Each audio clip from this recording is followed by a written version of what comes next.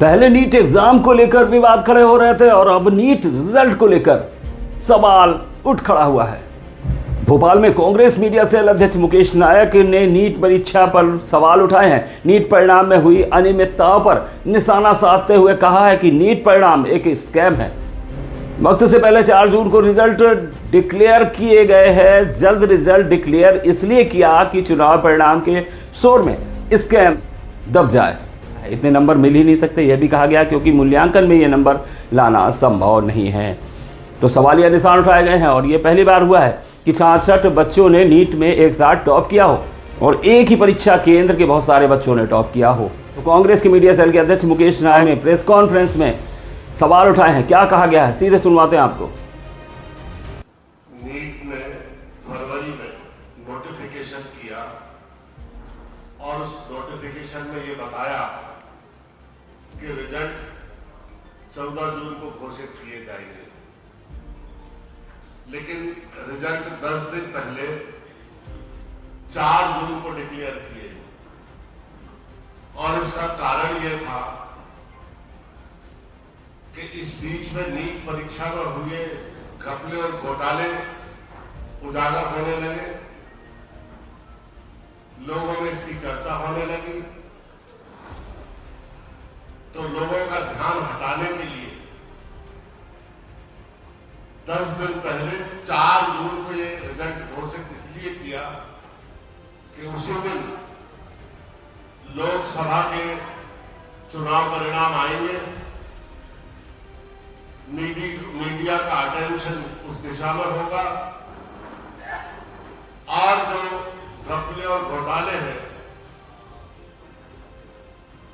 उसकी प्रतिक्रिया ज्यादा नहीं होगी। इसलिए 4 जून को इसका रिजल्ट घोषित कर दिया गया, जो बिल्कुल परंपरा के विपरीत और नोटिफिकेशन के बाद जो तय होता आया है वो इसके विपरीत था। सबसे इंटरेस्टिंग बात यह है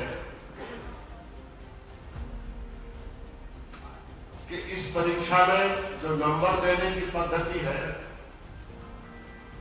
उसमें गलत आंसर देने के बाद नंबर काटे जाते हैं। अगर किसी परीक्षार्थी ने पूरे प्रश्न सही किए हैं तो इस परीक्षा की पद्धति के अनुसार उसको 720 अंक प्राप्त होंगे।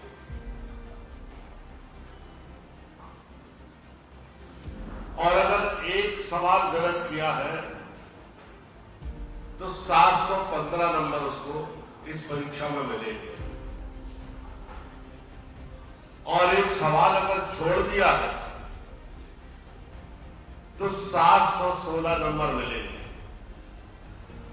लेकिन जब इसका रिजल्ट आया तो सबसे दिलचस्प बात यह रही कि एक छात्र को 718 नंबर मिले और एक छात्रा को 719 नंबर मिले।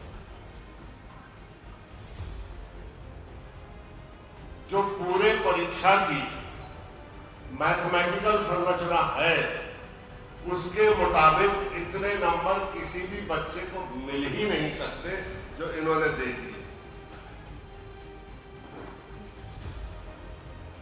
और जब इतने नंबर मिले तो मूल्यांकन पद्धति की पूरी पोल खुल गई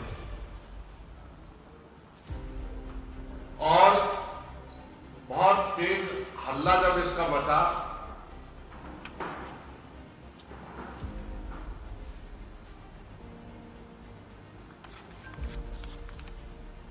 तो बहुत महत्वपूर्ण बात यह रही, नेशनल टेस्टिंग एजेंसी ने एक ट्वीट किया कि कुछ परीक्षा केंद्रों पर कम समय होने के कारण बच्चे न्यायालय गए, जिसकी समीक्षा करते हुए सुप्रीम कोर्ट ने एक फार्मूला निकाला और जिसके तहत बच्चों को बोनस नंबर दिए गए और नंबर बांट दिए गए। और ये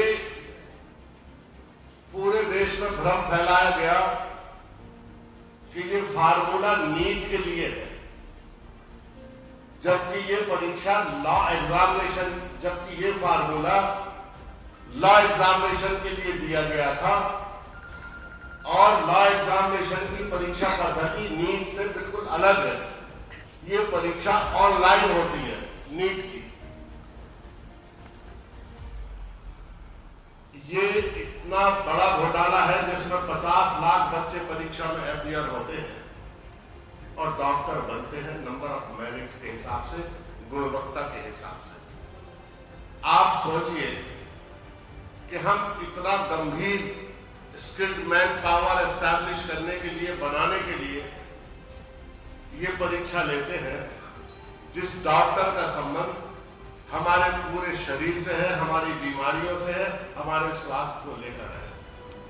अगर ऐसी परीक्षाओं में इस तरह की मूल्यांकन पद्धति होगी, इस तरह की गड़बड़ी होगी, तो हम भविष्य में इस देश के लोगों के लिए किस तरह का मैन पावर प्रोवाइड करेंगे, आप स्वयं ये सोच सकते हो। ये जो छाया चित्र है उस ट्वीट को लेकर है जो लॉ एग्जामिनेशन के बारे में किया गया था और इसको बता दिया कि ये नीट एग्जामिनेशन से संबंधित है। अंतिम बात मैं आपसे बोलूंगा, उसके बाद चूंकि इस विषय से पीड़ित बच्चा हमारे साथ इस पत्रकार वार्ता में मौजूद है, तो मैं चाहता हूं कि आपसे रूबरू होकर आपके जो भी प्रश्न है उसका ये आंसर करें। ये पहली बार हुआ जहां तक मुझे जानकारी है कि 67 बच्चों ने एक साथ टॉप किया इस परीक्षा में। कभी ऐसा सुना आपने कि 67 बच्चे एक साथ टॉप करें? इस परीक्षा की एक और विशेषता रही कि एक ही परीक्षा केंद्र के बहुत सारे बच्चों ने इसमें टॉप कर लिया।